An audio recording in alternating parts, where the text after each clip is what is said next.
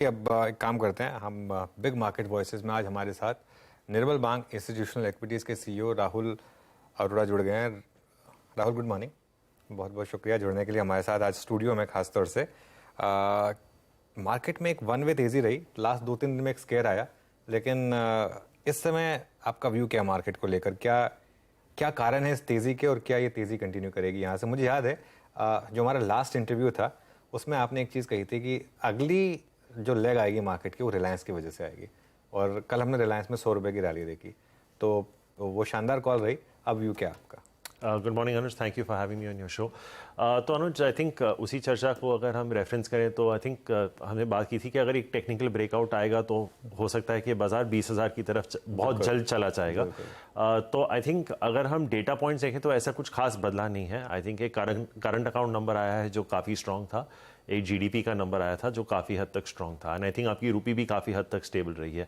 इनके अलावा कोई इंक्रीमेंटल डेटा पॉइंट्स वैसे कुछ खास आए नहीं है। ऑब्वियसली क्वार्टर के आंकड़े आना बाकी हैं। I think later this week से अर्निंग सीजन भी चालू हो जाएगी, तो एक क्लैरिटी मिल जाएगी कि स्पेशली आईटी कंपनी से कि यूएस में इस वक्त क्या स्थिति है। क्योंकि आज सुबह ही मैं मनी कंट्रोल पे एक आर्टिकल पढ़ रहा था कि TCS has deferred hiring of a very large part of the offers that they have made. तो आई थिंक अगर ये प्रेशर पॉइंट्स आगे रहे तो I think the market is presenting a decent opportunity कि अगर आपके पैसे बन चुके हैं आप यहाँ पे थोड़ी प्रॉफिट बुकिंग कर सकते हैं। क्योंकि क्या हो गया अनुज के FY24 तो छोड़ दीजिए, FY25 पे भी अभी थोड़ा स्टॉक्स को वैल्यू करना डिफिकल्ट हो रहा है। क्योंकि अगर आईटी स्लो डाउन की बात कर रहा है, अगर एफएमसीजी में पूरी तरह से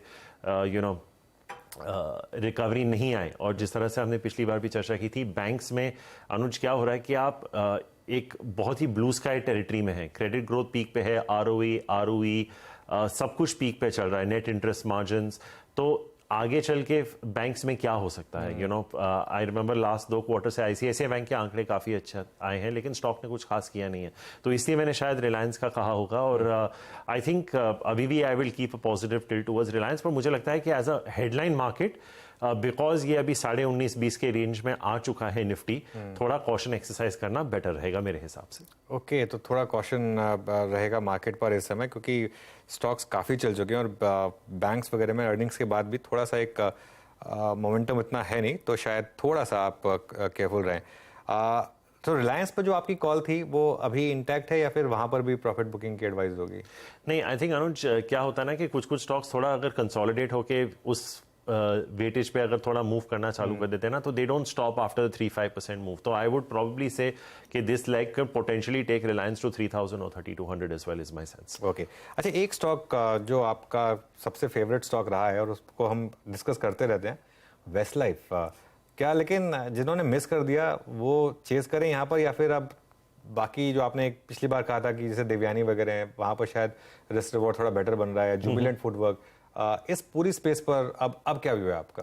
तो अनुज, इस मैं 2 पार्ट्स में इसको आंसर करना चाहूँगा। तो अगर आप एग्जिस्टिंग शेयर होल्डर हैं तो बेचने की कोई वजह नहीं है, और अगर आप न्यू शेयर होल्डर हैं और आपको लगता है कि आपको थोड़ा बेटर प्राइस मिल सकता है 750-800, तो आप उसकी वेट कर सकते हैं। क्योंकि क्या होने वाला अनुज कि जो पॉजिटिव बेस इफेक्ट था वो अब चला जाएगा, क्योंकि सेम स्टोर सेल्स ग्रोथ इन सारे कंपनीज के सिंगल डिजिट्स में अब आ जाएंगे। लेकिन मुझे लगता है कि जो हमने अभी प्रीव्यूज निकाले हैं, वेस्ट लाइफ की जो सेम स्टोर सेल्स ग्रोथ की एक्सपेक्टेशन है हमारी is 2x that of any other competitor. तो अगर नंबर्स सपोर्टिव करते रहें, बट एक चीज होती है ना अनुज के, हर चीज को एक भाव पे खरीदते हैं आप, कोई भी चीज को किसी भी भाव पे नहीं खरीद सकते। मुझे अभी भी लगता है कि ये stock over a 3-4 year period can potentially head to 2000। So अगर आप उस नजरिए से देखें तो आप निवेश कर सकते हैं, पर टिपिकली क्योंकि लोगों का होराइजन इतना नहीं रहता 3-4 साल का, तो ये वैल्यूएशन पे फ्रेश एंट्री करना फॉर अ 6 मंथ्स और अ 1 ईयर कॉल मुझे थोड़ा चैलेंजिंग लगता है। आपने देवयानी का जिक्र किया, definitely you can look at it. एक चीज़ है अनुज, आपने जुबिलेंट की जिक्र की, क्या आपने नोटिस किया होगा कि दूध के दाम काफ़ी हद तक ऊपर हैं और ऊपर ही रह रहे हैं। अमूल ने भी कुछ महीने पहले, और जितना चीज़ जुबिलेंट यूज़ करता है, तो आई थिंक 2 चीज़ें हैं। एक तो वो स्टोर्स बहुत ज़्यादा ओपन कर रहे हैं, और इन्फ्लेशन कॉस्ट आई थिंक क्योंकि बर्गर्स वगैरह में इतना चीज़ नहीं जाता जितना पिज्ज़ा में जाता है, तो आई थिंक मार्जिन प्रेशर शायद जुबिलेंट में थोड़ा ज़्यादा रहे। तो आई थिंक उसके चलते, और क्योंकि आप इस तरह की स्टोर ओपनिंग्स कर रहे हैं जुबिलेंट में, कहीं ना कहीं अनुज मुझे लगता है कि हल्का सा कैनिबलाइजेशन हो सकता है। तो आप अपने स्टोर्स को स्प्लिट कर रहे हैं इफेक्टिवली। तो आई थिंक उस हिसाब से मेरा आज की अगर वैल्यूएशन के बेसिस पे कहें तो शायद Devyani will be scoring over Westlife. लेकिन अगर आप स्ट्रक्चरल स्टोरी देखते हैं, अगर आपका 3-4 साल का व्यू है, तो मैं आज भी मेंटेन करता हूँ। और I don't think I will change this view, कि मुझे लगता है कि Westlife over a longer term can head to 2000 as well. Viru? Okay, Westlife पे 2000 का लक्ष्य भी। अच्छा राहुल जी, एक कंफर्टेबल और एक डिसेंट एंट्री के साथ एक कंफर्टेबल और एक डिसेंट एग्जिट भी बहुत जरूरी है। मैं आ रहा हूँ ऑटो पे। लास्ट 1 महीने में आप देखिए, चाहे वो 2 व्हीलर स्पेस के लॉन्चेस हों, चाहे वो 4 व्हीलर के हो, मारुति के हो, जिम्नी हो, इन्वेक्टो हो, एक सब्सटेंशियल और एक वर्टिकल मूव देखा हमने। आपका ऑटो पे नजरिया क्या है? कहाँ पे अपने प्रॉफिट्स को आप में कैश कन्वर्ट करना चाहेंगे, और क्या अभी भी ऑटो में चीज करना चाहेंगे आप? Good morning Veeru. आपको याद होगा वीरू, बजट के दिन से हमारी चर्चा हो रही है इस सेक्टर पे। It's been one of my most overweight sectors and I still continue to like it. इसमें ऐसी कोई चीज़ है नहीं। एक चीज़ हो रही है वीरू के जो मास मार्केट भी थे वो अभी प्रीमियम में जा रहे हैं। आप देखेंगे कि मारुति का इन्विक्टो लॉन्च हुआ है 20 लाख प्लस के प्राइस रेंज पे। हीरो जो एक मास मार्केट प्लेयर रहा है, बहुत ही अट्रैक्टिव प्राइस पॉइंट पे वो 450 सीसी में एंटर कर चुके हैं उनके जॉइंट वेंचर हाली के साथ। बजाज ने भी 400 सीसी में एंट्री कर दी है। तो दिस एंटायर सेगमेंट जब आप बात करते हैं, इट्स मूविंग टुवर्ड्स प्रीमियम। दूसरी अच्छी बात वीरू ये है कि जो मॉनसून डेफिसिट चालू हुआ था, आई थिंक अगर आप 1 महीने पहले देखें तो ऑलमोस्ट 37% डेफिसिट चल रहा था, वो अभी गिर के कुछ 10% के आसपास आ गया। तो आई थिंक ये कमर्शियल व्हीकल्स के लिए भी ठीक रहेगा। तो आई थिंक आज की डेट में भी मुझे लगता है कि Maruti is probably the top pick in passenger vehicles. मैं आज भी अशोक लेलैंड खरीदूंगा, क्योंकि अगर मुझे मेरे आंकड़े ठीक से याद हैं तो FY23 में अशोक लेलैंड ने 4.5 रुपए के आसपास का EPS किया था। FY25 में ये नंबर करीबन 8.5 से 9 होगा। तो हम अर्निंग्स की डबलिंग देख रहे हैं और इनके रिटर्न रेशियोज मिड-20s में हैं। वैल्यूएशन 16-17 टाइम पे अभी भी एक्सपेंसिव नहीं है। अगर हमारे आंकड़े ठीक आए निर्मल बांग पे, तो मुझे लगता है कि हीरो FY25 में एक 5% की डिविडेंड यील्ड कंपनी होगी। और अगर आप प्रीमियमाइजेशन कर रहे हैं तो आपके मार्जिन्स बढ़ेंगे। तो I think that is also very interesting name to play. और क्योंकि मैं CV साइकिल पे पॉजिटिव हूं, और आई थिंक हमारी पहले भी चर्चा हुई है, जमुना ऑटो एक ऐसा नाम है वीरू के उसके मेन क्लाइंटेल जो है वो टाटा मोटर्स और अशोक लेलैंड है। तो अगर CV साइकिल अच्छा कर जाएगी तो जमुना ऑटो एक ऐसी कंपनी है जिसकी रिटर्न ऑन इक्विटी और कैपिटल एम्प्लॉयड आई थिंक 30 या 32 के आसपास है। It's got a margin profile जो 22-23% के आसपास है। थोड़ा ऑप्टिकली वैल्यूएशन ज्यादा लगेंगे, but I think that is also very good ancillary play. So एक लास्ट नाम जो मैं आपको देना चाहूंगा, क्योंकि tractors is practically a monopoly with Mahindra, क्योंकि हमने CV साइकिल की बात की, I would look at having Mahindra also. So Maruti, M&M, Ashok Leyland, Hero MotoCorp and Jamuna auto. अगर आप एक ऑटो का पोर्टफोलियो बना रहे हैं तो मैंने आपके साथ कुछ नंबर शेयर किए, उन नंबर्स के बेसिस पे मैं इन 500 स्टॉक्स पे काफी ओवरवेट होऊंगा आज की डेट में भी। Okay, exactly. Jamuna auto ancillary space में CY 2020 के बाद एक बहुत बड़ा मूवर रहा भी है। मतलब आप समझ लीजिए, अगस्त में इसका प्राइस था 2020 में 28 रुपए का, उसके बाद 134 का हाई, अभी भी 113 पे ट्रेड करता हूँ थोड़े से रिप्लेसमेंट के बाद। राहुल, अभी आप जब हमसे बातचीत कर रहे हैं उस वक्त Nifty pharma, Nifty health care all time मतलब 50 वीक हाई पे ट्रेड कर रहे हैं। फार्मा ने अप्रैल, मई, जून में अच्छा मूव दिया, जुलाई में भी परसिस्ट कर रहा है, बट इसमें डायग्नोस्टिक भी इस बार पार्टिसिपेट कर रहा है। Look at doctor Lal path lab, इस दौर की हाईएस्ट ट्रैजेक्टरी में आके ट्रेड कर रहा है। हॉस्पिटल स्टॉक्स में काफी स्ट्रॉन्ग मूव है। अभी हेल्थ केयर प्लस फार्मा, मतलब इसमें आप 1-2 स्क्रिप्ट्स जो लेके चलना चाहेंगे वो क्या है? तो Viru, this will be one of my biggest overweight sectors, क्योंकि आपको याद होगा FY23 was a very bad year for pharmaceutical companies, both domestically as well as exports. हम लोग ये मान के चल रहे हैं कि अभी जो US में करीबन $120 बिलियन के ब्रांडेड जेनेरिक्स ऑफ पेटेंट जा रहे हैं। पर इसमें क्या होगा वीरू के बहुत कुछ जो ये ब्रांडेड जेनेरिक्स हैं बहुत कंपेटिटिव हैं और प्राइस इरोजन भी ज्यादा होगी। तो unless you are very qualified through your speciality portfolio in the US, मैं डोमेस्टिक्स में ज्यादा फोकस करना चाहूंगा। Sun pharma is a good blend, उनका एक US का पोर्टफोलियो बहुत स्ट्रांग है। तो आई थिंक अगर आपको लार्ज कैप्स में रहना है तो Sun would be my top pick. दूसरा नाम मैं लार्ज कैप में देना चाहूंगा वो है टोरेंट फार्मा। आई थिंक हमें लगता है कि ये कंपनी जो है अपने अर्निंग्स अगले 2 साल में 15 से 16% कंपाउंड कर पाएगी, जो कि सारे फार्मा कंपनीज में आपको देखने को नहीं मिलेगा. Their return ratios are probably one of the highest in large cap pharma companies. अगर आप डॉक्टर रेड्डीज, सिप्ला वगैरह के मुकाबले इनको कंपेयर कर लेंगे तो Torrent pharma will stand out, और मार्जिन एक्सपेंशन मुझे लगता है टोरेंट में काफी हद तक होगा. अगर आप मार्केट कैप के रेंज में थोड़ा नीचे आएंगे तो आई थिंक 2 नाम मैं आपके व्यूअर्स को देना चाहूंगा. वो एक होगा जेवी केमिकल्स, दूसरा अजंता फार्मा. अजंता फार्मा में if I am not mistaken 23 से 25 में हमारा कुछ 500 बेसिस पॉइंट का मार्जिन एक्सपेंशन है, और जेवी केमिकल्स में कुछ 300 से 350 बेसिस पॉइंट का मार्जिन एक्सपेंशन है. इन दोनों कंपनीज में, क्योंकि ये मिड कैप हैं, आपको मेरे को लगता है 18-19% का अर्निंग्स कैगर मिल सकता है.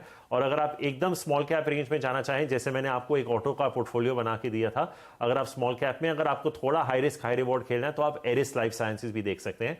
ये जो Torrent, JB, Ajanta, Eris, these are largely domestic focused, पर मुझे लगता है कि FY24 and 25 will be very strong years, 2 years compounded. FY23 का डिप्रेस बेस जरूर था, बट आई वुड से अगर आप पोर्टफोलियो क्रिएट कर रहे हैं तो pharma should be at least 150 to 200 basis points overweight compare to the benchmark. Okay Rahul, insurance पे आपका एक पॉजिटिव व्यू रहा है. मुझे याद है आपका SBI लाइफ एक पिक था, उसके अलावा भी इंश्योरेंस स्पेस में एक पॉजिटिव व्यू रहा है. यहाँ एक HDFC लाइफ में जिस तरीके का मूव आया, ऑब्वियसली वहाँ एक टेक्निकल फैक्टर भी था कि HDFC बैंक उसको खरीद रहा है, प्लस ब्लॉक डील्स वगैरह का. लेकिन यहाँ पर अब क्या पिक्स होंगी आपकी? तो अनुज, आई थिंक सेक्टर तो बहुत अच्छा है. थोड़ा मूवमेंट इंट्रा मंथ रहता है कि कोई ज़्यादा अच्छा कर ले, कोई मंथ ICICI अप्रूव अच्छा कर ले, कोई मंथ HDFC, कोई month max and so on and so forth. But structurally I am very positive on the sector even now Anuj, क्योंकि आपको याद होगा कि एक टाइम HDFC लाइफ का जो वैल्यूएशन था वो almost 5 times price to embedded value पे पहुंच गया था. तो जिस तरह से आपने HDFC बैंक में कंसोलिडेशन देखा था, प्राइस एंड टाइम बोथ, वो आपको HDFC लाइफ में भी देखने को मिला है. And I think after the Exide portfolio, on that base to continue growing, आप 15 से 20% अभी भी ग्रो कर रहे हैं. आई थिंक वैल्यूएशंस 2-3 साल पहले के मुकाबले अब काफी रीजनेबल हो चुके हैं. आई थिंक लिस्टिंग के बाद almost, if I am not mistaken, इसका high 4.8 price to embedded value था. इसकी रिटर्न ऑन एम्बेडेड वैल्यू और रिटर्न ऑन इक्विटी, अगर मुझे ठीक से याद है, ये 18 से 20% के बीच में. तो I am comfortable playing these valuations.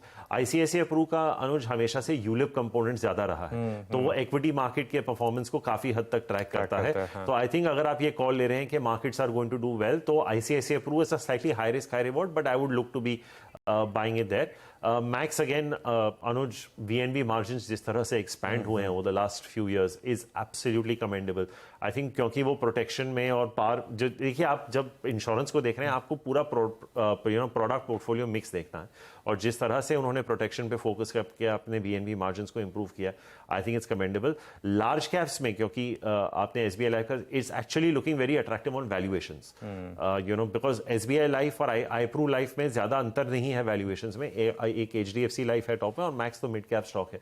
तो आई थिंक अगर आपको वैल्यूएशन गेम पे खेलना है तो आप SBI लाइफ में. सो आई थिंक आज की डेट में, if I had to put it in packing order in the large caps, it would be HDFC life, SBI Life, iPru Life, and if you want to buy only one large cap, one mid cap, I'd say HDFC Life and Max. Okay. एक last सवाल then, कोई और stock जो आपके radar पर आया हो जो इंटरेस्टिंग लग रहा हो?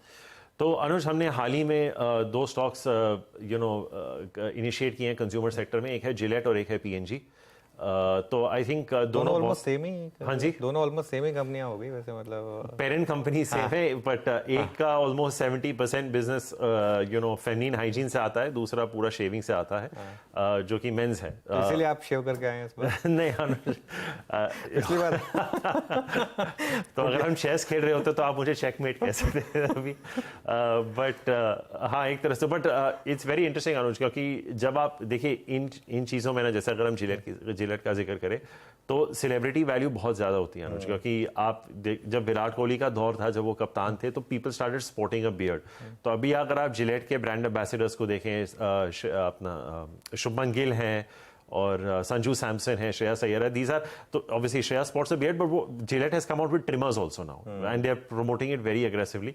इनफैक्ट फीमेल शेविंग में अनुज, क्योंकि आपको याद होगा दीपिका पादुकोण ने वो ऐड किया था वीनस का, she is the brand ambassador. That is now growing at almost 25% जो हमारे चैनल चेक्स हैं. तो ऑब्वियसली PNG में Whisper is the brand leader. I don't think anyone has comparable market share. But PNG में अनुज ये है कि हम FY23 से 25, I just want to make sure your viewers get this number right. हम 700 basis point का margin expansion पकड़ के चल रहे हैं. 700 बेसिस पॉइंट, तो ये 35% प्लस अर्निंग्स ग्रोथ देगा and this is a 100% ROE, ROC, ROIC company. तो 45 टाइम्स में I am comfortable paying. Gillette भी मुझे लगता है कि यहां से आपको 10 से 12% टॉप लाइन ग्रोथ दे देगा, मार्जिन एक्सपेंशन के साथ आपकी अर्निंग्स ग्रोथ ठीक ठाक आ जाएगी। It's of 30% from the high. तो आई थिंक ये दो हैं।